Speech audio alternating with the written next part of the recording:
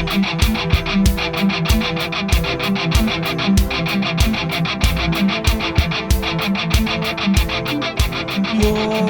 dokies. Let's do this without catching a bench on fire. All right, it's been a minute yet again. Took some time, went away on vacation, caught a bit of a head cold. Now coming back around to things. Weather's been wild. Unseasonably warm, then cold. So today started at 10, should warm up to 35. Quite a swing. But I'm starting to get the motor ready to go here. I wanted to point out something. So I've started tapping the bearings in on both cases, and really what I don't have an oven kicking around out here, so what I end up doing is I grab my torch and notice there's no seals in here, and I end up going around each side for about 30 seconds. And because it's 10 degrees outside, just having the bearings sitting out, bearings are as cold as they had been if they were in a freezer. So bearings are cold, warm the case up. What I wanted to point out on this bearing, Koyo bearing here, let me see if I can get an angle on here. You'll see there is a rolled lip on the edge there, and this is important because this threw me for a loop. If you look just over it, it protrudes, I'm going to say a 1/2 millimeter, and that was bugging me, thinking that needed to be flush with the case, particularly because if you look, see how it looks like there is space there? So I took this bearing out and I kind of kept working it, thinking that I had an issue. That's the roll on the edge of the bearing. That's not actually a gap. Once I pulled this bearing out, made sure there was no debris down here in the case, everything was flush and smooth, still couldn't get it. Finally, heated the case up, super hot, bearing dropped right in, nice and flush. So this is in, but if you're doing this and you see what you think is a gap there, pay attention to the bearing, make sure it's not the rolled lip like it is on this one. So now that I have that, I do have the bearings all in the cases, so I'm starting to try and get things lined up and ready to do my install here. I've done other blaster assemblies before. It's funny because two strokes, you kind of look at like two-stroke motor assembly is not difficult to learn. It's like chess. Chess is not difficult to learn. It's difficult to master. Two-stroke motors, the assembly, getting it together, running is not the challenge. But if you want to make a high-performance two-stroke motor, that's where the mastery comes in. I am not a master. I've learned a few. I've done a few. I can do more, but each time I get a little better. Now that the bearings are in, I'm starting with the sprocket side down on this transmission. So this is the left-hand side of the case, and I just find building from this side easier, particularly when I go to set the forks in, because this dowel has this retainer on it, and you're not going to get this in from the other side if you built this transmission in from the right side. So I guess I will back up here. So we have, set your transmission down in fork number 1, the number down. There's a little detent that'll sit in the transmission. Then you have number 3, same, it's going to sit right down in there. The dowel can slide right down in. And all of this transmission, it's already got oil on it from before I didn't clean off, so I'm not doing assembly lube on here at this point. I'm just checking, making sure after all this time sitting my parts are clean. Fork number 2, number down, find a detent down in there. There's only one. And then that can press right down in. There's your transmission. Now, next thing I'm going to look at here is my counterbalance. And remember, we have a Lighten counterbalancer. Here's the original, here's the Lighten one. I'll put the weight reduction up on the screen. And we have, I guess I'll call it the blunt side. Yeah, just checking for, this is interesting here. See how this guy's nice and smooth. This one looks like it probably was gripped in the lathe when the weight was taken off. Should be fine for spinning on the bearing, just noting that. Will it sit down in my bearing? I may have to sandpaper this. See there? I can get, yeah, there's these little nicks on there, let's say, making this a little challenging. Yep. Ugh. It's not going to sit down in the motor. Ugh. Okay, so yeah, it's just how these things go. Custom. This is something we can easily fix. So I'm going to pause here, and I'm going to put this on my buffing wheel for a few minutes, smooth that out, then I'll come back. Now, I do not want to affect the diameter of this, but we do want to see what we can do to smooth it out.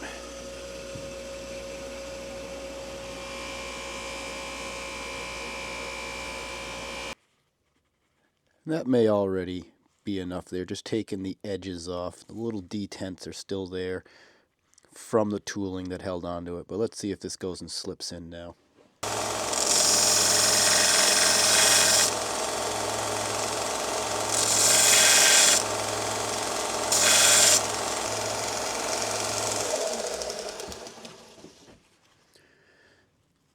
Real light touch. We don't want this thing going out of whack.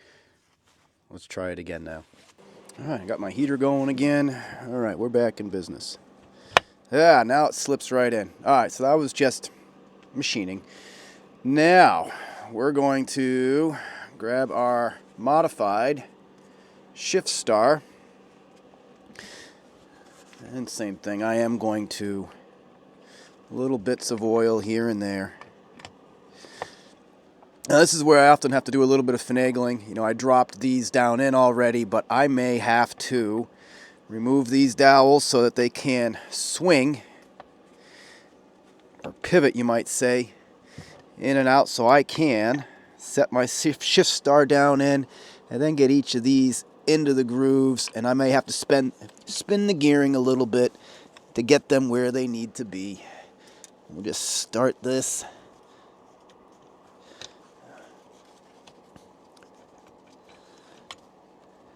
And on my other side here.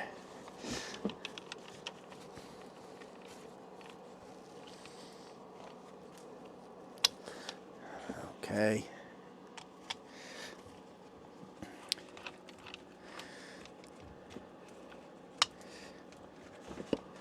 All right. Feeling good. All right.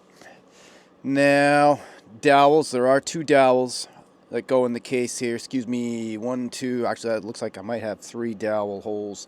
Got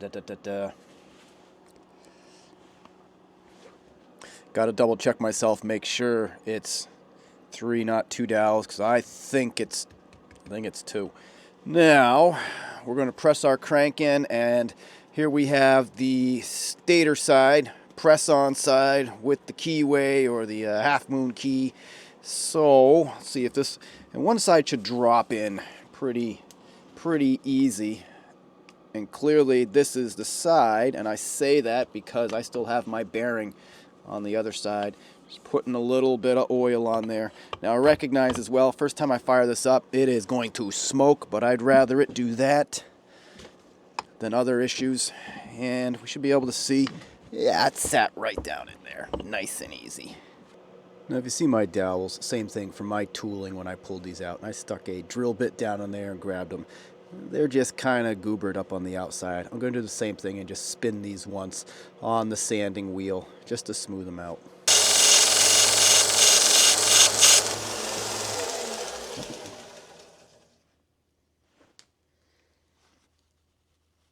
Very nice.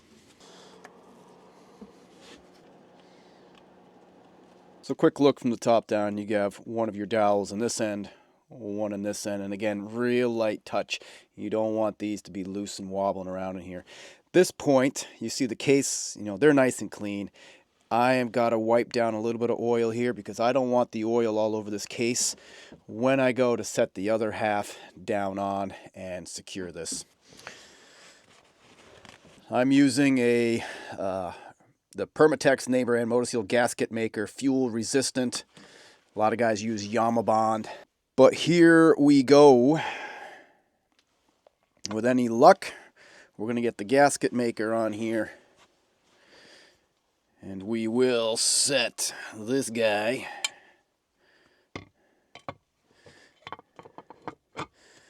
down on. Everything will press through. And sometimes I have had to use the crank puller set here to pull everything back together. It's like the reverse of doing a case split. I'm just checking for alignment. and wondering how much of a fight I'm going to have. And I think that the fight is going to be getting the bearing on the crank down in. So the other thing we're going to do to make this process a little easier, I mean, it's, again, cold, so the bearing is nice and cold. We're going to warm this case up through here, and with any luck, everything's going to slip right down on. So I'm going to start warming the case up, and then I'm going to put my gasket maker on here, and then we are going to put it together.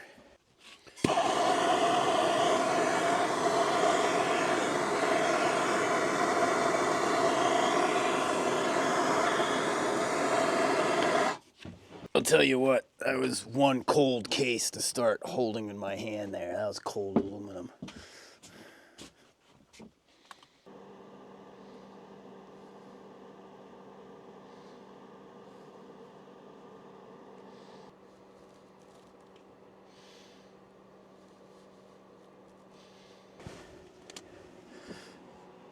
Now I prepped this side of the case. Looks good because I can press this one right down. Boy, I mean, I've got to get this right. Doing a little touch more in one spot here. If I get this wrong, I certainly have to do it again because we have to pass a leak down test.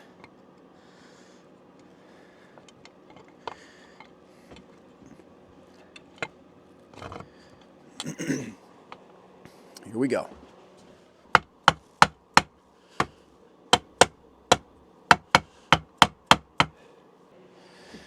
And we are going to have to pause and set up with the crank puller here. Now, one thing, trying to do this quickly here, but the right threads don't come with the Tusk crank puller. I'm using the nut off of this gearing right here.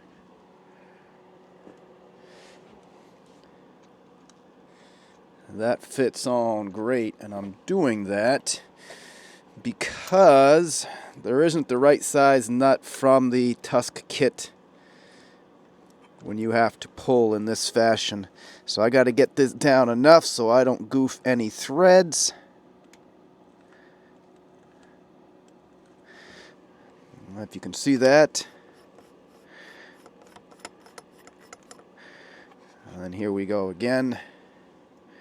And we are reversing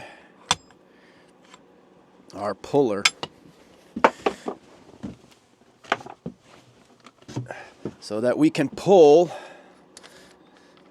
the crank bearing on this side in nice and straight and smooth. Here we go.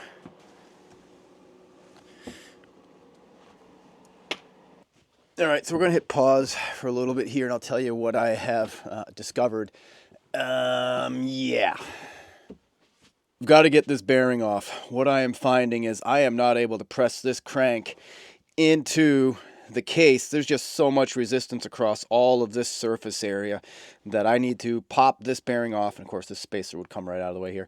Pop this bearing off, place it in the case, and then we'll set the crank in. And if I need to, I can use my crank puller there to balance things out. But what happened is my blind bearing puller, well, when I installed this on the blaster, when I was running this blast before I tore it down, I broke the bearing puller on its first use. Basically stripped the threads right off, soft metal. So I have to get a new bearing puller. It won't be here till tomorrow. So pause for now. We'll get that. We'll pull this bearing. We'll press it in. We'll come back around. We've got to clean all of our gasket maker up on here because this has been setting too long now. Gasket maker is hard. No good. So unfortunate.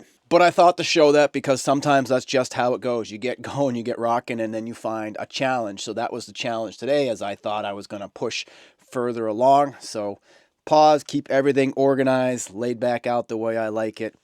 Get that replacement tool in. Come back around, do it again. So we will fast forward to try number 2. All right, fast forward. I now have a bearing puller. So we're going to get this bearing pulled, and you're seeing I'm starting to get set up here to do the assembly out where I have a little more room and a little better lighting out here.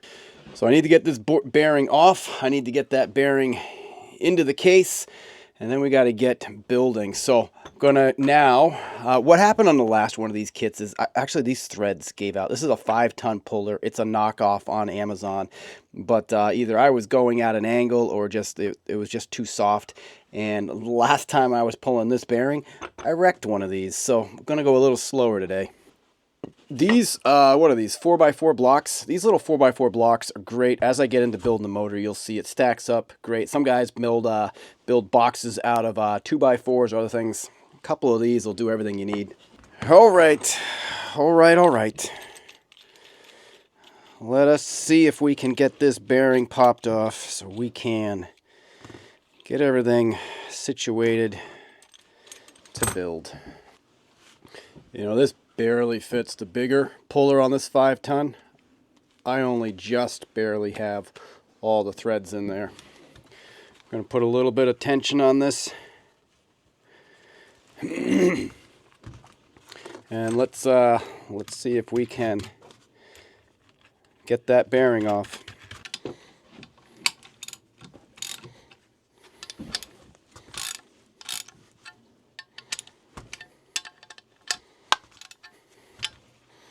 It's coming.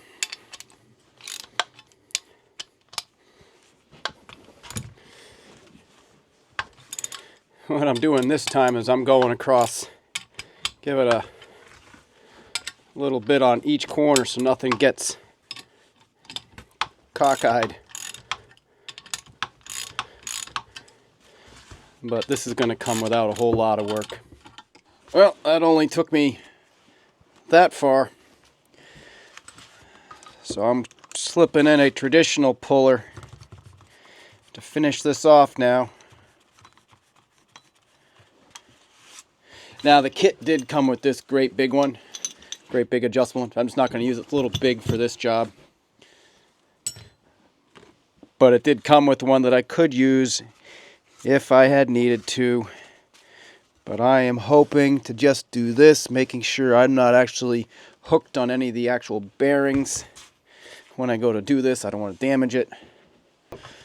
There we go. We're just going to finish pulling that right off. There it is. There's the bearing I needed. All right. Let's clean up for a second. All right, here we go. Now coming back around, now that we have this nice coil, nice clean bearing off, I need it to go in there. Everything's been sitting out. Again, it's cold outside, so I have a cold bearing. I'm going to warm this up with a torch, see if I can drop it right down in. Okie dokies. Let's do this without catching a bench on fire.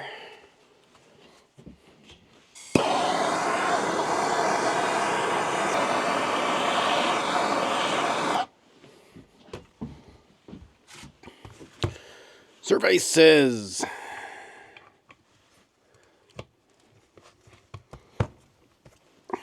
not quite.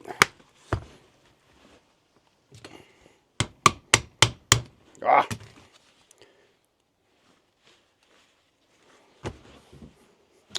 Butter.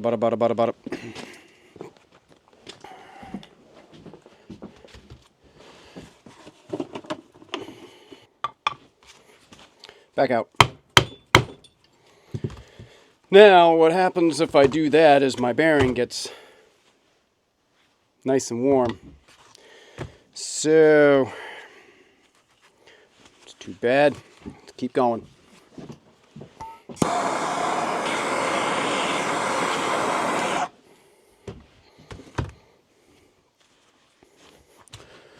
Come on, bearing. There.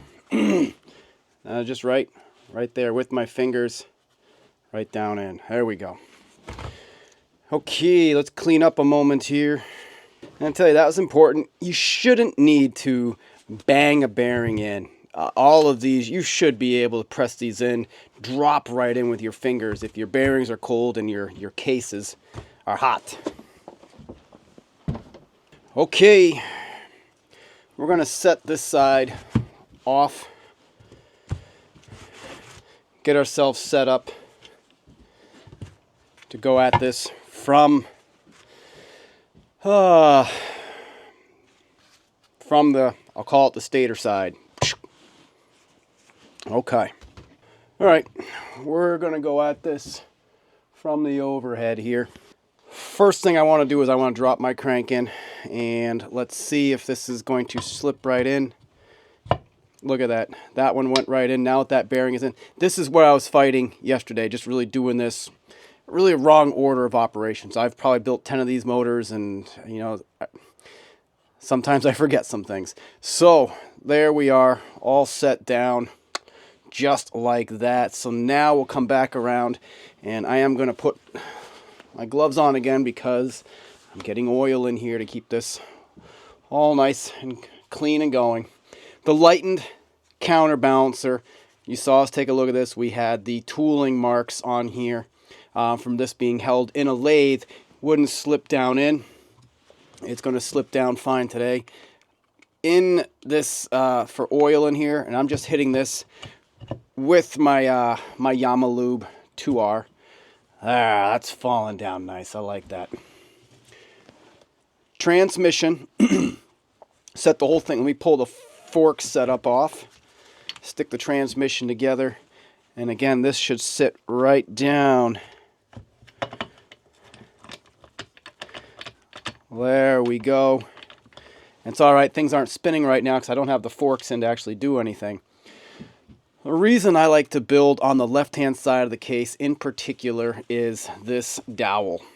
There's a pin on here, so if I was, and it's going to go in this way, so I can't press this in from the other side. Regarding forks, number one, the lowest fork in here, there's a little slot that it'll sit in. Set it in, spin it out of the way.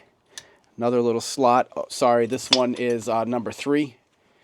Set it in, spin it out of the way. So now you have 1 and 3 numbers facing down, or in this case facing towards the left-hand side of the case. Now we have number 2. Go and find a little slot here, set it out of the way. Put my dowel off to the side for the moment here, because I want my shift cam. Again, we have done, not too aggressive, but we have done a shift star mod in here to kind of flatten things down. I'm still happy with that. Now we're going to, looks like I've already got oil down in there. There we go. Sits nice. Now I need to get each of the little, I guess you'll call them the protrusions or the nipples that are on here, on each of these forks, into their respective spots on the shift cam. And this is just kind of finagling. You just gotta get it in there. There we go. There's the first one, and the dowel's in. And for number 2, there it is. And the dowel's down in there. The other thing I'll point out is making sure I've actually done this before on a motor where of those 3 lobes for those forks, I've had 2 in the same track within the cam. So I'm looking here that first one's down in the lowest track. This singular one over here is in the center track, 3rd track. That's just to make sure that when this all goes together, we can actually shift. But here's the thing. That is it for getting this side of the motor before we seal the cases. I have 2 dowels, dowel here, dowel here. Literally now we are ready to get our Yamaha Bond, or in this case using Moto Seal gasket maker, fuel resistant, the Permatex brand. And what I'm going to do now, I'm going to take my gloves off. What happens next here, sometimes I use my finger. You've seen me use my finger. I'm going to use a brush today, trying to get a nice thin layer all the way around. Reason for the brush, getting down in here in some of these spots, I just can't get my finger in there. And we'll do the other side of the case as well. Still feels nice and warm. And once we have done that, this is our biggest trick. Going to be getting across this bearing, and everything should sit right in. What we'll end up doing, the crank is cold. Yeah, crank's nice and cold, bearing's warm.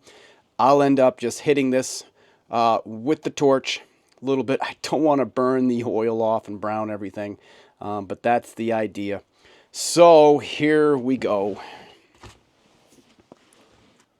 It's also nicer to do it like this.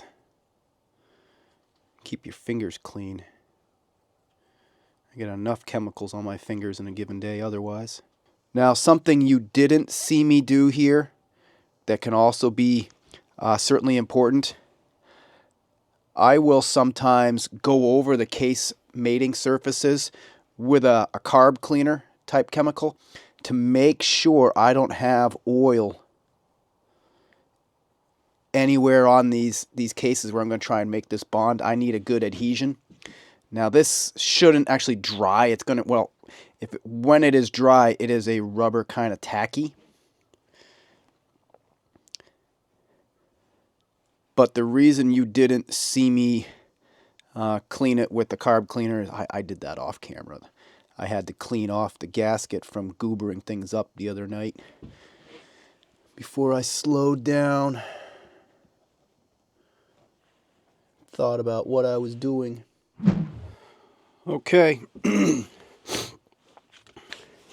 Now I'm just going to carefully pick this up, keep my fingers out of anything, warm it up, and try and slip it on.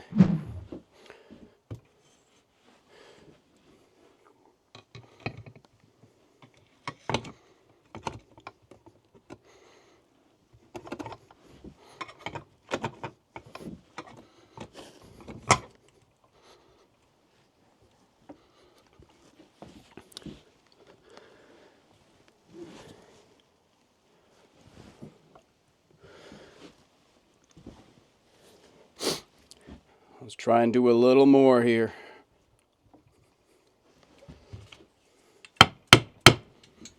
So it's not gonna drop right in, so I got to get my crank puller. And this means we're on a little bit of a clock while everything sets up. And recall that the Tusk kit doesn't have a thread nut included, so we're reusing this one. Slip things right underneath here. Make sure we have enough threads on there for give ourselves some bite when we get onto this.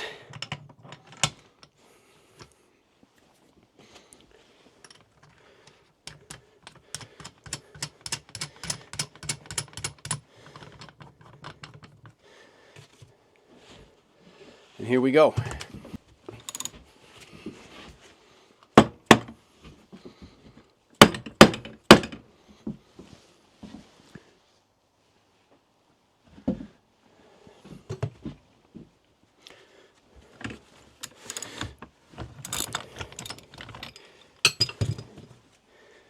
Now, I'm not sure if you can see what I had errored here, but it's the shift star is not in a position for me to finish closing the case. There it is. Now, let's see if we're back in business here. And again, trying to move efficiently. Make sure everything is closing.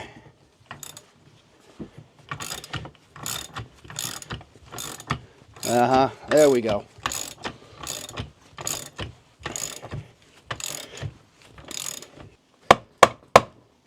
Okay. All right.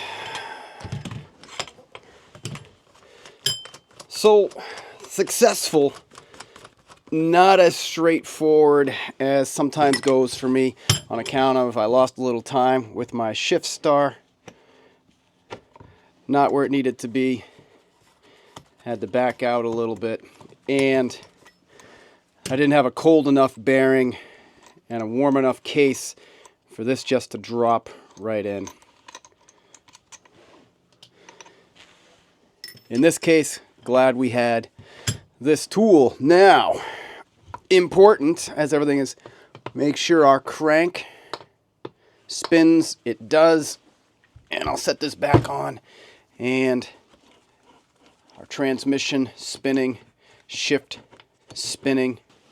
Okay, now we gotta tie this all together. So we're gonna flip this over. And I'm going to start by bolting down on this side, because this is the combustion chamber. We'll set everything in. Now, some of these bolts are different lengths, ultimately, and I have anti-seize already on all of these. As you stick each one in, they should stick out about 1 centimeter, and that's really the easy way to know that they're all in the right place. For example, if I stick this one in, you see it's hanging way out. That's not where that one goes. Some of these longer ones, let's see, yep, short one up in top there, and going around. Now we're down here into the case. Which one of these is the long one?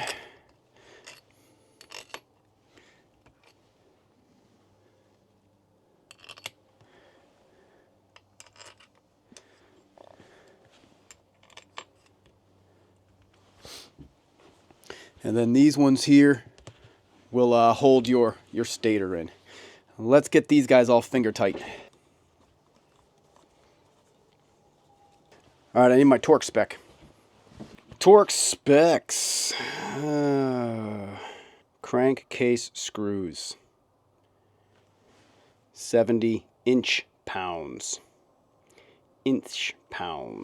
70 divided by 12. 5.8 foot-pounds. Let's go with 5. And we'll come in from there.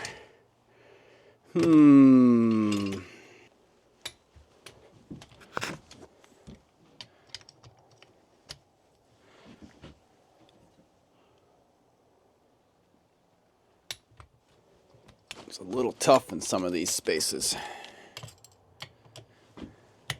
So I don't really like using the longer shafts like this because they tend to flex, twist. But sometimes it's what I have to do. So okay, everything there is at 4. I said 5.8. We're getting super precise now. Next I'm going to put in my little cam that protects or keeps the shift action here.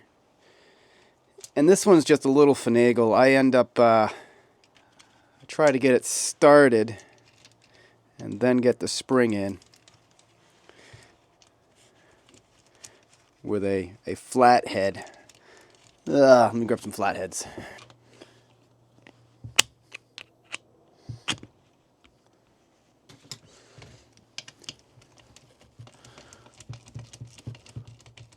There it goes.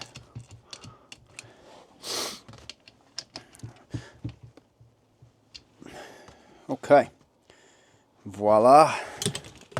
All right, well, let's see about moving on here. Hit pause the other night as I lost the light. I don't have a whole lot of light here today.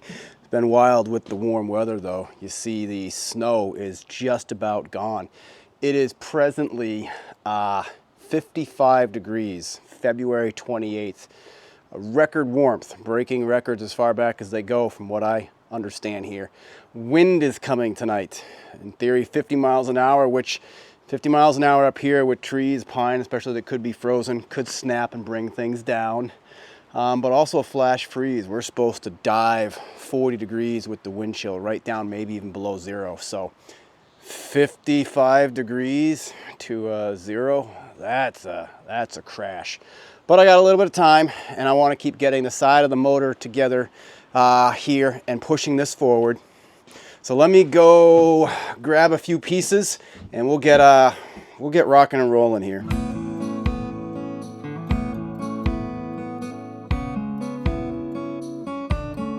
So here's where we left off, and next we're going to start pressing in a couple of these seals before we go about building up the clutch side, stator side. This is a double-sided seal here, and I've done blaster videos before. I have other assembly videos for the blaster, and why I'm doing this again is each motor that I do, I get a little bit better at it. I do something a little better than I did the time before. Other motors, if you recall, you've seen some of those assemblies, the leak down tests. How well have I done with a leak down test? And it's the leak down tests I've done, 4 or 5 PSI over 6 minutes or so. It's enough, it's plenty enough to get the motors to fire and run and have a great time. but I want to do better because if that there's still a bit of a leak somewhere. So I'm doing something different this time, and this is what I'm doing. For these seals on the inside lip, and this one's got a double lip in here, I'm going to be packing the inside lip with grease, and we're going to use a Mobil 1 synthetic grease here. This is the stuff. And we're doing that because in this case, the rubber seal spinning on this metal bushing here, this one's got a little bit of wear on it. You see these kind of grooving, and this is what happens. The rubber will win spinning on friction and eat the metal before you get before the seal gives out. But this can lead to small leaks, etc. And even as I have my finger on here now, I feel it. I feel it. So packing with grease is going to help keep this from getting so hot that it could cut into the metal, give that lubrication, maybe a little bit of seal on there as well.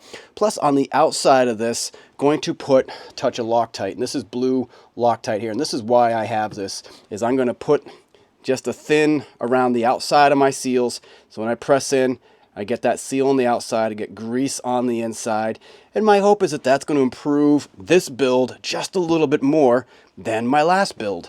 Just trying to get a little bit better each time. So that said, here we go.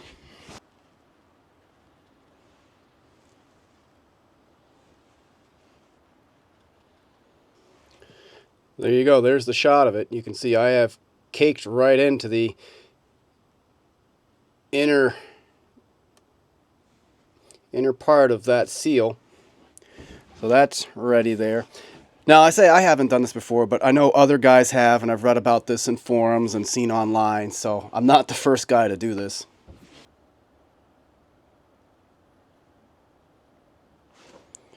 Just a touch, if I can find a way to hold this without getting all over my fingers.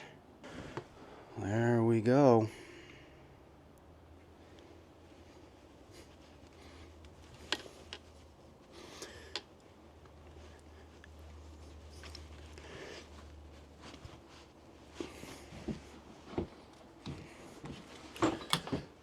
Ooh, I need a socket. 32 millimeter looks just right.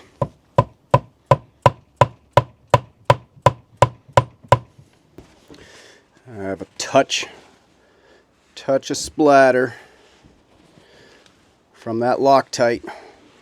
Wiping it up. Okay. With luck, we're getting a little bit better here. All right, let me get the camera back overhead, and we'll keep building up this side before we flip over to do, so let me make sure, I was going to say then I'll do seals on the other side. We're doing seals right now. Let's flip over and do our other seals. Let's stick with one thing at a time. So I have two big seals on this side, here and here. So I'll mention something. Why am I doing seals now? I could have pressed the seals in with the bearings. I have an opportunity to be more careful putting it in here, and this is the big one here, because if you are not careful when you press a seal over here, it can catch the seal right here, rip the spring right out the inside of the seal. You'll never know. You could have all kinds of air leaks. So this gives me a chance to be more careful, especially around here. Just pressing this one down in. And again, part of why I go so cautious here, this is the crank seal. This is an obvious place where you can get air leaks. So I really want the seal to be good. Okay. Oh, now here. And some guys over this lip, they'll put an O-ring on here to make sure that you don't catch this lip or this spring pressing over, because it's a real concern. I don't have an O-ring handy. We're going to go just careful, being heads up, recognizing that that's the real scenario, that you know, for the locking ring on your sprocket could catch here. Be aware. Ask me how I know.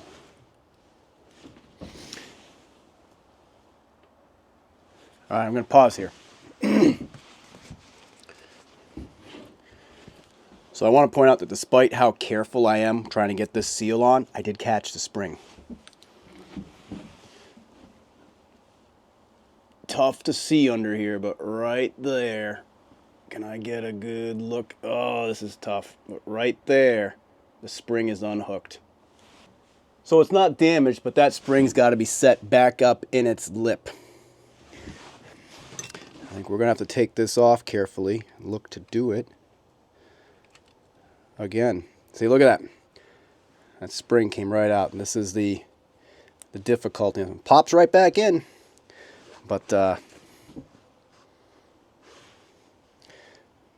go slow. Be careful. Don't want to roll the lip either. Third try is the charm here. There's another seal in. Okay. Oh, let's see. We will wait now to do my seal up with my clutch actuator. Let's spin this back around.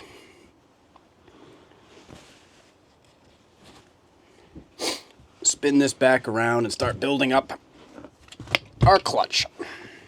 Okay, here we are. Here we are. Here we are. I'm going to start to set pieces down in here. We have a key. Set the key down in the keyway. Pay attention, this gear has a little dot on it, which is going to have to line up with the dot for our counterbalancer gear. For now, we're just going to set everything in place.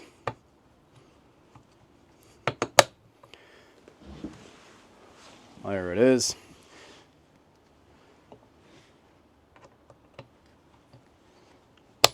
There we go, and we will have a nut. I'm just spinning it so it's sitting where it's going to ultimately be here. Pick up the other side of our counterbalancer. We have another key. Setting that key down in. Locking washer. This one's pretty beaten. I'll pause and talk about this. Oh boy. This is cheap insurance to replace, and a lot of guys don't reuse them. Some guys do. This one is not looking good because this last lobe, pretty bad. I think we're going to source another one of these. If that were to come apart and allow the nut to come off, you come in, you blow up your cases, you blow up all kinds of stuff. Cheap insurance. Apologies for my head getting in the way here as I line this up on the key.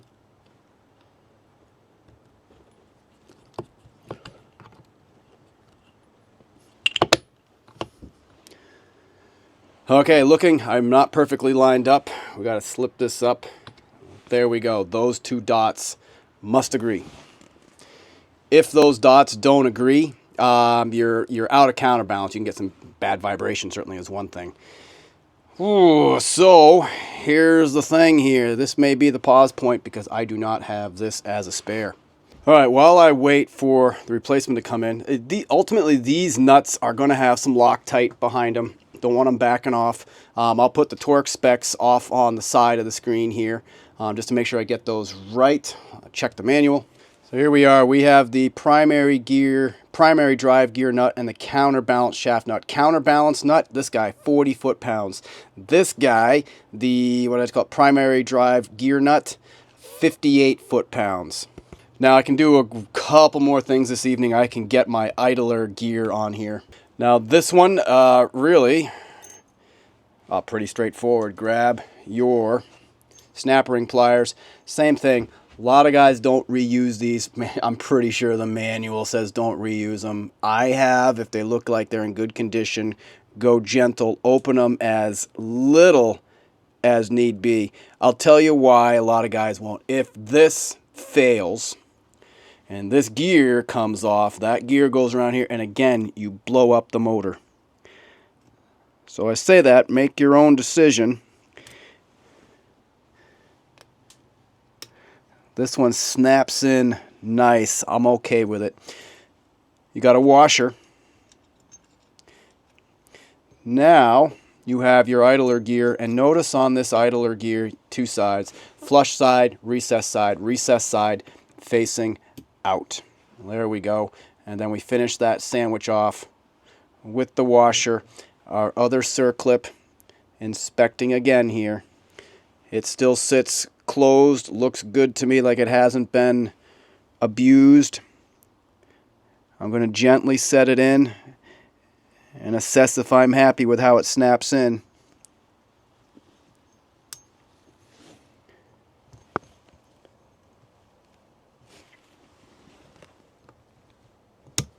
There we go. It's snapped in good and tight. I'm okay with that one, but pay attention there. I just reused, and a lot of guys don't. Now, I really can't go further in here because if I set my clutch basket down in, I'm going to lose the ability to get underneath there. But talking through, I've got a thick washer we'll set down on. This thin guy, looks like a little thrust washer, sits down on there, and ultimately then my basket's going to go in. While we're here, let's inspect our lock ring. This lock ring is in a whole lot better shape. What I'm looking for in here is I don't have cracks in the metal. I've got plenty of room for bite. This one, oh, now here we go. I take that back. Take it back. There is a crack in the metal here, and that greatly weakens it. Now, I could lock from the other side.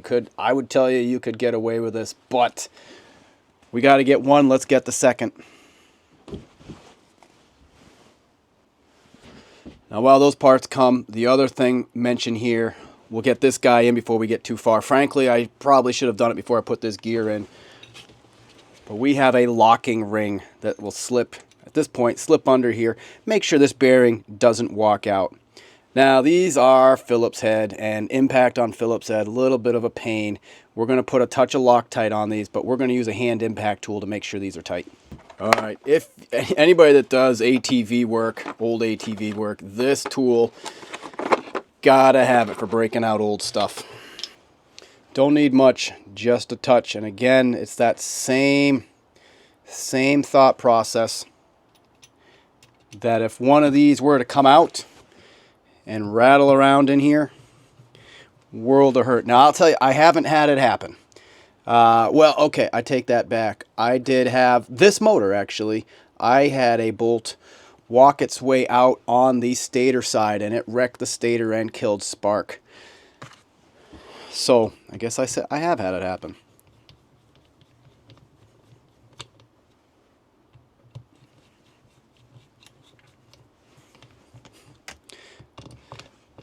Now this tool, the idea is I put some tension on it to the side. I give it a whack on the end, and I'll give a little bit of torque, because really torquing a Phillips head is, yeah, that's a weird, I don't know. So that,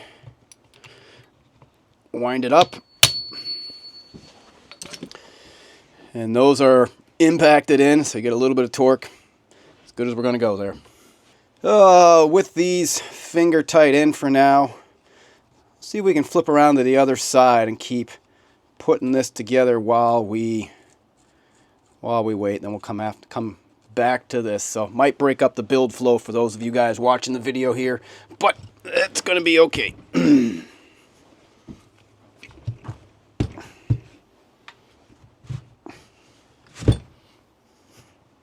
Stator side. Okay. Oh, we got to dig out some things here. Rubber grommets help seal your case up. Good time as long as we don't lose them. Have 2 of these. If you need these, you can get these online. I'm fairly confident you can also get these from HPM Power Sports or even Dirt Fanatics and others. Those are 2 small mom and pop shops that I've been getting parts from and supporting here. So I actually think you can actually get these custom, like in aluminum, for example, but don't quote me on that. So I'll point out the next thing here is I'm setting in the stator, and this is the upgraded stator here. It's got the bigger lighting coil. This is the 75 watt lighting coil as opposed to the stock is a 55. This is the ignition coil. No change here. But notice this plate isn't sitting down in here. It should sit right down in. You see these kind of lobes and ears it would sit down in. But the machining on this plate is subpar. Let's talk about this. There's this lip all the way around this plate, almost like a burr, and this whole lip is going to need to be smoothed out. Going to go all the way around because it is preventing this plate from sitting down in.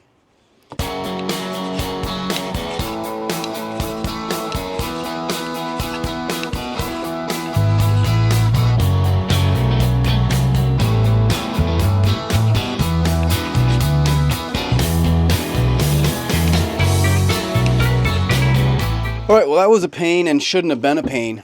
Stator's plate should have dropped right down in there. Just the casting on this was, you know, subpar, needed some filing. Didn't take a whole lot, but I did have to file around the whole outside of the plate here to be able to sit down in these lobes here and here. So the plate is now in. We'll get our wiring setting out like so. You know, so I guess I'm not quite out of the woods yet. I mean, come on, this is sloppy. The bolt will not fit through the casting to get down in here. Up here, good, but down here, come on, guys. That's just sloppy, and in theory, this is a high-end OEM quality replacement stator. So it's all solvable, just a quick filing down, etc. But come on, guys. Now, for those of you who have built a number of these motors before, you caught that I have not put something in yet. This guy, important. Kind of in this, what's different in this motor is I'm bouncing around back to, you know, side to side as I find that I need to get a couple of parts. But we can slip this in now, fortunately. Order of operations would have been better to slip it under the gear here. But what I want to inspect, make sure this is flat, it's not bent back or anything, because this is ultimately looking to hold in the crank seal. And we're gonna just lift this off and do that.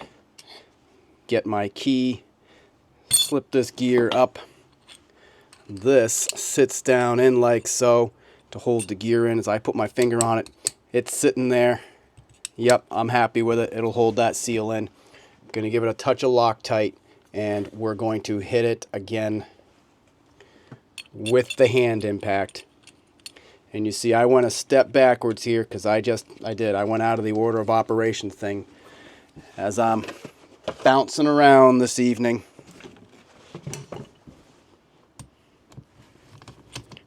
Fortunately, real quick fix.